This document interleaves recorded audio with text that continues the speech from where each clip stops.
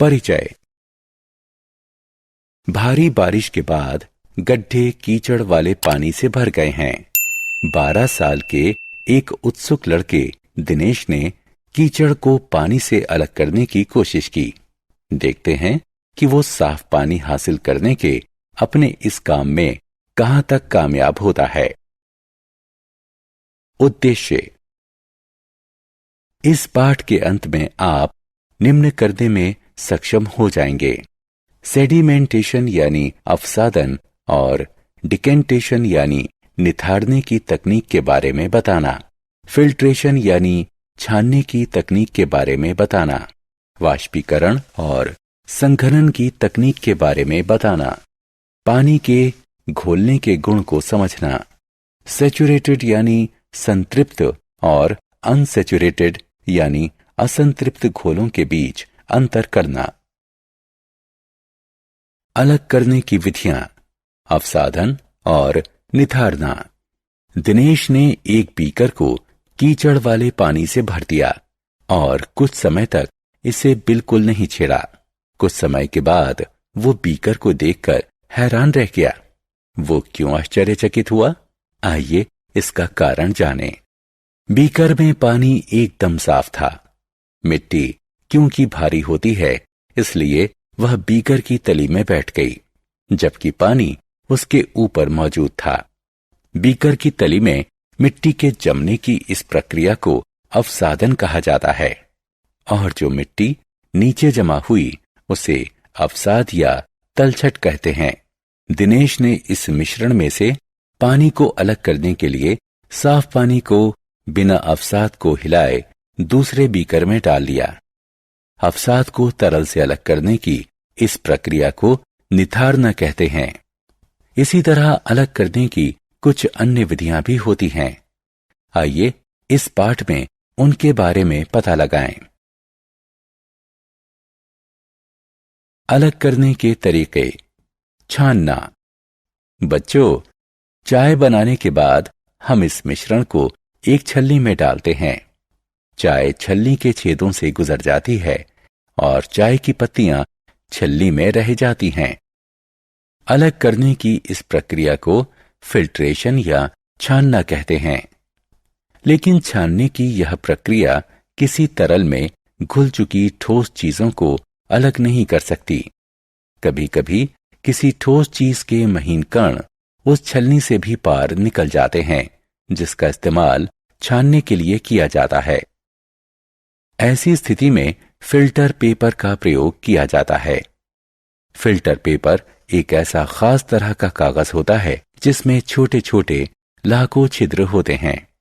तरल तो इन छिद्रों में से निकल जाता है, लेकिन ठोस कण फिल्टर पेपर पर ही रह जाते हैं।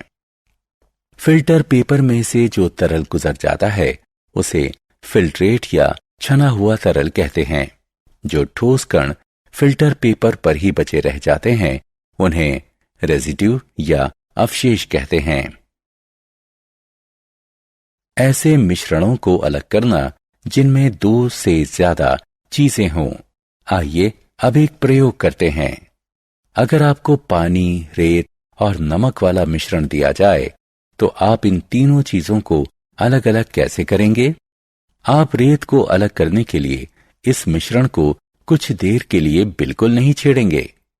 रेत क्योंकि भारी होता है और पानी में घुलता नहीं है, इसलिए वह बर्तन की तली में बैठ जाता है। फिर इस मिश्रण को रेत अलग करने के लिए निथारा जाता है। नमक क्योंकि घुलनशील होता है, इसलिए वह पानी में पूरी तरह घुल जाता है। ऐसा वाष्पीकरण और संघनन के जरिए किया जाता है। आइए देखें कि इन 2 शब्दों से हमारा क्या तात्पर्य है।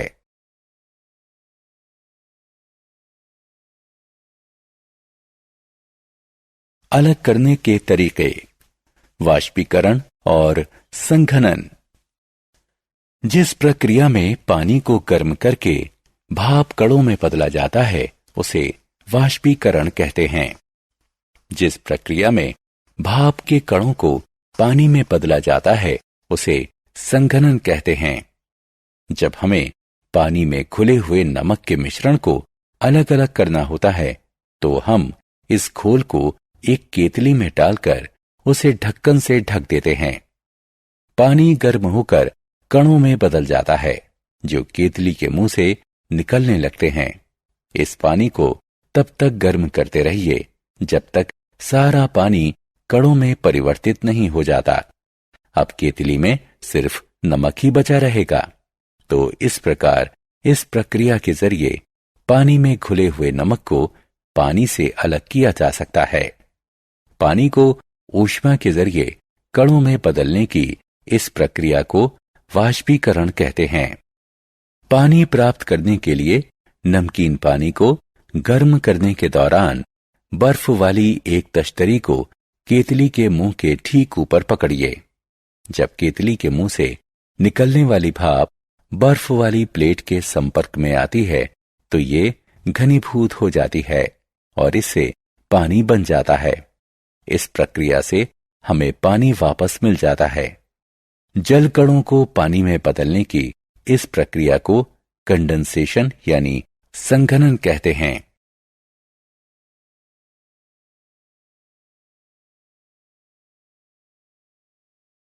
पानी के घोलने वाले गुण। पानी एक ऐसी चीज है जिसमें बहुत सारी चीजें घुल जाती हैं, लेकिन कुछ चीजें ऐसी भी हैं जो पानी में नहीं घुलती। आप रेत, दूध, नींबू का रस और मोम इकट्ठा कीजिए, थोड़ी चीनी और नमक भी लीजिए। इन चीजों को अलग अलग पानी में घोलने की कोशिश कीजिए। आपको क्या पता चलता है? उसकी एक तालिका बनाइए। आप जो तालिका बनाते हैं उसकी तुलना स्क्रीन पर दिखाई गई तालिका से करिए। संतृप्त और असंतृप्त घोल। चलिए अब एक और प्रयोग करते हैं।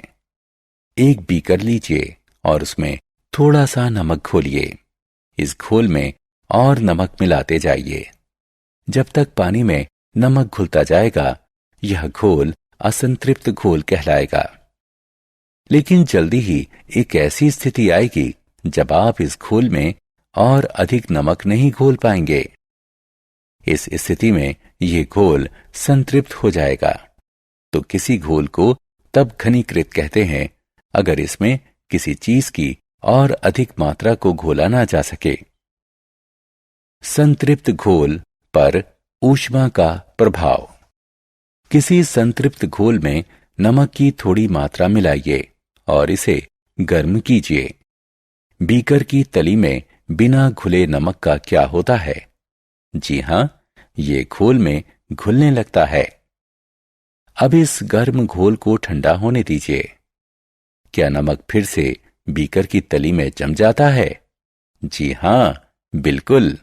तो विद्यार्थियों, यह प्रयोग दिखाता है कि आप पानी को गर्म करके उसमें नमक की काफी मात्रा घोल सकते हैं।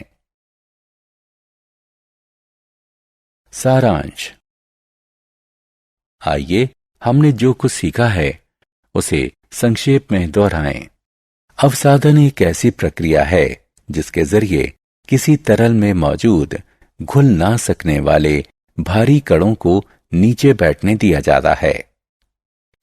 निथारना एक ऐसी प्रक्रिया है जिसमें अवसादन के बाद प्राप्त हुए साफ तरल को किसी दूसरे पात्र में डाला जाता है और नीचे जमे कणों को हिलाया नहीं जाता है।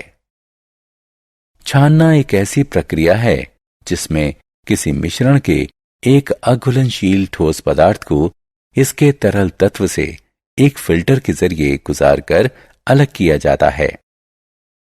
पानी को गर्म करके उसे भाप कणों में बदलने की प्रक्रिया को वाष्पीकरण कहते हैं। पानी के कणों को पानी में बदलने की प्रक्रिया को संघनीकरण कहते हैं। जिस घोल में किसी चीज की ज्यादा मात्रा को घोला जा सकता हो उसे असंतृप्त घोल कहा जाता है, जबकि जिस घोल में ऐसा नहीं किया जा सकता उसे संतृप्त कहा जाता है।